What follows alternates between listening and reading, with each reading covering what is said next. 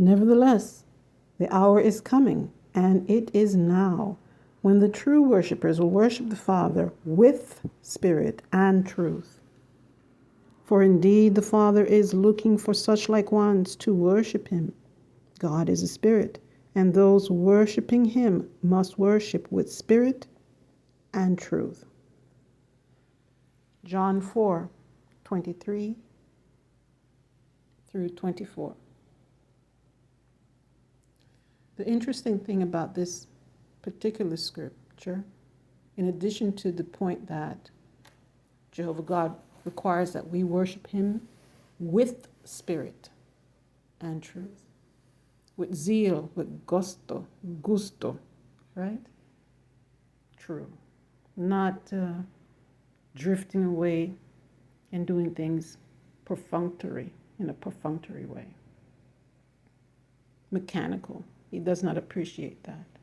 He even tells you that when we give, what kind of giving does God like? A cheerful giver. So he tells you what attitude we are to have when presenting ourselves to him. The zeal, the enthusiasm, the spirited worship is valuable to him. Now, there are people who have that kind of zeal, but it's not necessarily towards God. We read that in Romans chapter 10, verses 2 and 3, in the previous part 2. They have a zeal for God, but not according to accurate knowledge. And they end up in the final analysis not worshiping God at all, because it wasn't according to Jehovah's truth. It was according to their own. And in so saying, let's add some more to this about an animist. An animist believes not only animals and plants, but also rocks, bodies of water, weather systems, and even man-made objects are/have spirits having will and influence over earthly events and can be interacted with through rituals and rites. Most of us are animists and we're not quite aware of it.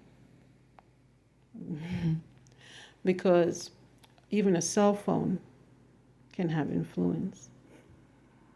And most of us are influenced by our cell phones. Persons who study quantum physics, having to do with energy that comes out of objects, will let us know that the cell phone is not a very good thing to keep by your head for too long. And it's certainly not the best thing to do to leave in the room where you sleep. I've read those articles because it influences our own magnetic energy, and energy that pulses out of us can be influenced by that to go slower, faster, or even change our cognizant recognition of things and influence our thinking without us even knowing.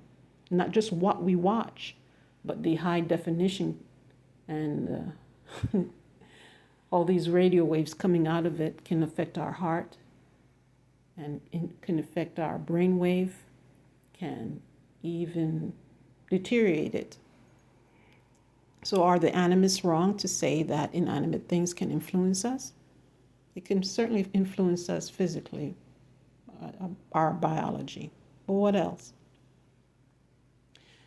When we think of inanimate objects having influence, do we associate them with spirits? Not most of us, but some of us do. Is that a valid point? It certainly is. Behind those objects and what may be considered as influence are spirits. It's not the object itself, but spirit persons behind it. Like if you had Prometheus, god of fire. You have Poseidon, the god of water. You have Tuatadanan, the nature gods, especially of water, rivers, and seas. Those are real spirits and spirit groups. In the Bible, there's a spirit group that's called the Queen of Heavens, having influence over a large crowd of people, especially those who are supposed to serve Jehovah.